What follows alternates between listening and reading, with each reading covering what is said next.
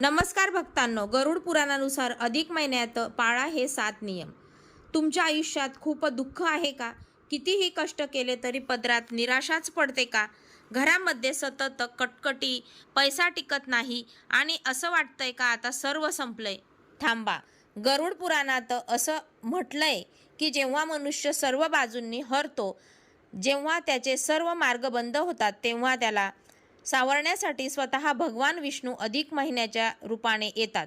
हा महिना म्हणजे ईश्वराची आपल्याला दिलेली दुसरी संधी आहे.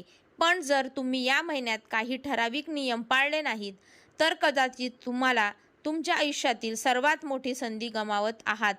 आजचा हा व्हिडिओ केवळ माहिती नाही, तर तुमचं कष्टाचं फळ मिळवून देणारा एक दैवी मार्ग आहे.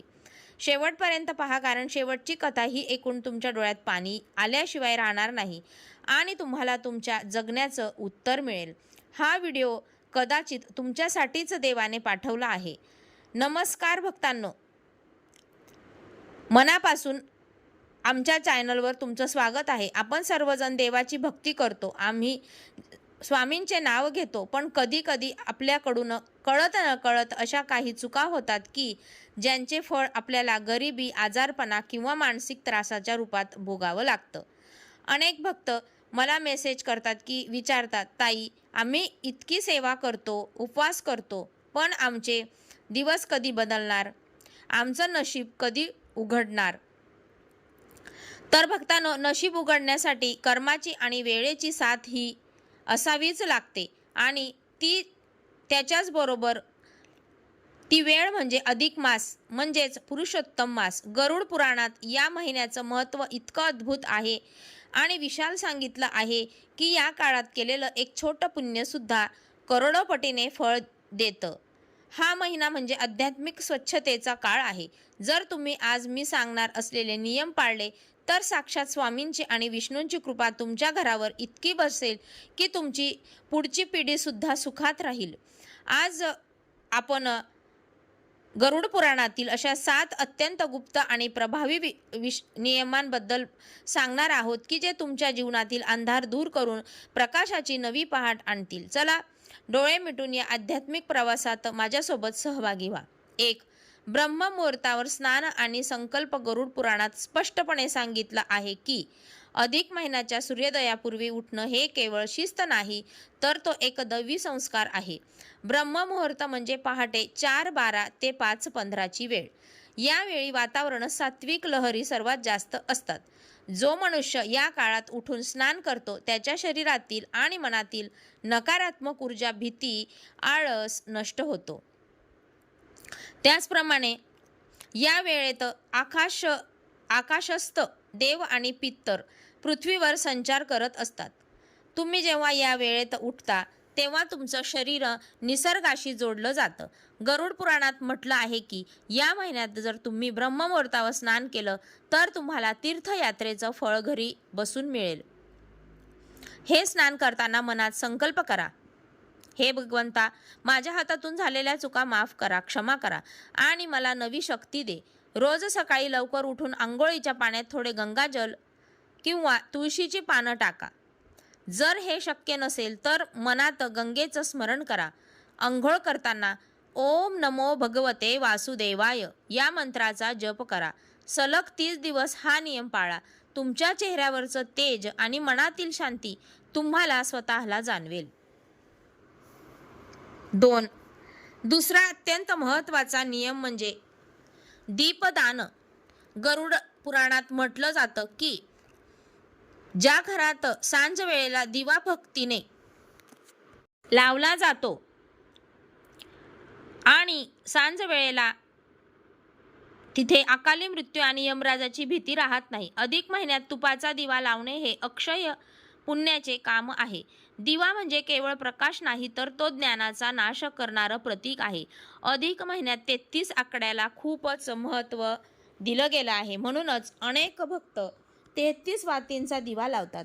जेव्हा तुम्ही हा प्रकाश देवापुढे लावतात, तेव्हा तुमच्या घराच्या वास्तू देखील दोष जळून खाक होतो. रोज संध्याकाळी तुळशीपाशी आणि देवापुढे गाईच्या तुपाचा दिवा लावला तर गाईचं तूप नसेल तर तिळाचं तेल वापरा. अधिक महिन्यात दररोज दीपदान करा. शक्य असेल तर मंदिरामध्ये किंवा नदीच्या काठी दिवा सोडा. हे कृत्य तुमच्या पितरांना गती देतं आणि पितृदोष शांत करतो. 3. गरुड पुराणातील सर्वात कडक आणि तितकाच महत्त्वाचा नियम म्हणजे आहाराची शुद्धता. या महिन्यात मांसाहार, कांदा, लसूण, नशा आणि अगदी मसुराची डाळ, वांगी यांच्यासारख्या गोष्टी पूर्णपणे वर्ज्य कराव्यात. तुम्ही जे खाता तसे तुमचे विचार बनतात. जैसा अन्न तैसे मन.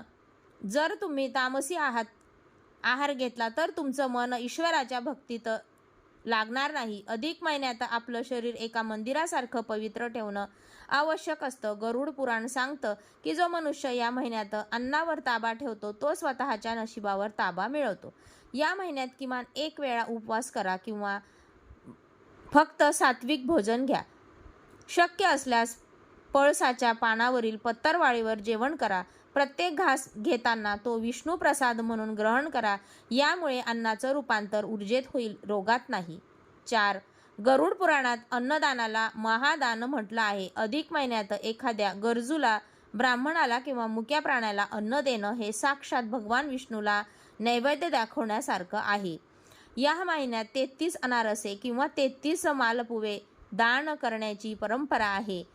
33 हा आकडा कोट्यवधी देवतांचा आशीर्वाद मिळवून देणारा आहे. जर तुमच्याकडे पैसे नसतील तर फक्त एक मूठभर धान्य किंवा गाईला एक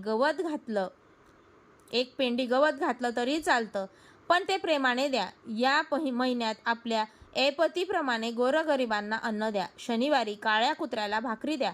रोज गाईला चपाती द्या आणि पक्ष्यांना दाणे टाका. हे छोटे छोटे उपाय तुमच्या प्रगतीचे मार्ग मोकळे करतील. 5. तुम्ही दिवसभर काय बोलता याचा तुमच्या भाग्यावर खोलवर परिणाम होतो. गरुड पुराण सांगतं की अधिक महिन्यात शक्य तितकं मौन पाळावं आणि मनातल्या मनात सतत देवाचं नाव घ्यावं. शब्द हे बाणासारखे असतात. एकदा सुटले की ते परत येत नाही. आपण रागाच्या भरात कोणाला तरी वाईट बोलतो आणि आपलं पुण्य गमावतो. या महिन्यात तुम्ही जितकं कमी बोलाल तितकं तुमची ऊर्जा वाचते आणि ती ऊर्जा तुमच्या इच्छा पूर्ण करण्यासाठी वापरली जाते. आपण दिवसभर इतरांच्या तक्रारी करतो, निंदा करतो, कुत्सित बोलतो, पण कधी विचार केलाय का की या शब्दांनी आपण आपल्याच पुण्याचा साठा संपवतोय. जेव्हा तुम्ही शांत राहता तेव्हा तुम्हाला तुमच्या आतल्या आवाजाची ओळख पटते. जेव्हा तुम्ही शांत राहून स्वामी स्वामी किंवा विष्णू विष्णू म्हणता तेव्हा तुम्हाला जाणवेल की देव तुमच्या किती जवळ आहे. रोज किमान 1 तास पूर्णपणे शांत बसा, मौन पाळा. या काळात फोन बाजूला ठेवा. मनातल्या मनात ओम नमो भगवते वासुदेवाय किंवा श्री स्वामी समर्थ या मंत्राचा जप करा. सलग 21 दिवस करून पहा. तुमच्या वागण्यात आणि आयुष्यात झालेला बदल पाहून तुम्हाला आश्चर्य वाटेल. 6. तुळस ही विष्णूंची सर्वात प्रिय अर्धांगिनी मानली जाते. गरुड पुराणात म्हटलं आहे की अधिक महिन्यात तुळशीची सेवा करणं म्हणजे वैकुंठाचं द्वार उघडण्यासारखं आहे. ज्या घरात तुळस हिरवीगार असते तिथे कधीही पैशांची कमतरता भासत नाही. अधिक महिन्यात तुळशीला जल अर्पण करताना त्यात थोडे दूध मिसळल्यास ते अधिक फलदायी ठरते. तुळशीच्या मुळापाशी असलेली माती ही सर्वात पवित्र माती मानली जाते. रोज सकाळी अंघोळ झाल्यावर तुळशीला जल अर्पण करा. संध्याकाळी तुळशीपाशी दिवा लावून ओम नमो भगवते वासुदेवाय म्हणत 3 ते 7 प्रदक्षिण्या घाला. रविवारी आणि एकादशीला तुळशीला स्पर्श करू नका. फक्त लांबून नमस्कार करा. तुळशीची माती रोज कपाळाला लावा. यामुळे नकारात्मक विचारांचा अंत होतो. 7. या महिन्यात ज्ञानाची गंगा आपल्या घरात वाहू द्या. केवळ उपवास नाही तर पूजा करून चालत नाही, तर ईश्वरांचे विचार आत्मसात करणे हा सुद्धा एक महत्त्वाचा नियम आहे. गरुड पुराण हे केवळ मृत्यूनंतरच्या प्रवासाबद्दल नाही तर ते कसे जगावे याबद्दल आहे. अधिक महिन्यात भागवत पुराण किंवा गरुड पुराणातील कथा ऐकल्याने बुद्धी स्थिर होते आणि कर्माची भीती वाटत नाही. ज्यामुळे आपण वाईट कृत्यापासून वाचतो. रोज किमान 10 ते 15 मिनिटे गरुड पुराणातील एक अध्याय किंवा भगवद्गीतेचा एक श्लोक वाचा. जर तुम्हाला वाचता येत नसेल तर यूट्यूबवर कथा ऐका. यामुळे तुमच्या घरातील वास्तुदोष आणि राहू-केतूचे नकारात्मक प्रभाव दूर होतात. भक्तांनो, आयुष्य खूप लहान आहे आणि ते अनपेक्षित आहे. आपण कशाच्या मागे धावतोय? पैसा, जमीन, अहंकार हे सर्व इथेच राहणार आहे. सोबत येईल ते फक्त आपलं कर्म आणि आपण केलेली देवाची भक्ती. अधिक महिना ही देवाने दिलेली एक बोनस वेळ आहे. आपल्या चुका सुधारण्यासाठी वेळ आहे. स्वतःला बदला, आपली वागणूक बदला, कोणाचं मन दुखवू नका. विशेषतः गरीब आणि असहाय्य लोकांचं. जेव्हा आपण रडत रडत देवाच्या चरणी नतमस्तक होतो ना, तेव्हा देव आपले अश्रू पुसायला नक्की येतो. तो फक्त आपली परीक्षा बघत असतो. हा अनुभव तुम्ही कधी घेताय का? जेव्हा तुम्हाला वाटतं की आता काहीच उरलं नाही आणि अचानक कुठून तरी मदत आली. तोच देव आहे. या अधिक महिन्यात त्या देवाशी नातं जोडा. स्वामी तुमच्या पाठीशी खंबीरपणे उभे आहेत. फक्त तुम्ही एक पाऊल त्यांच्या दिशेने टाका. श्री स्वामी समर्थ.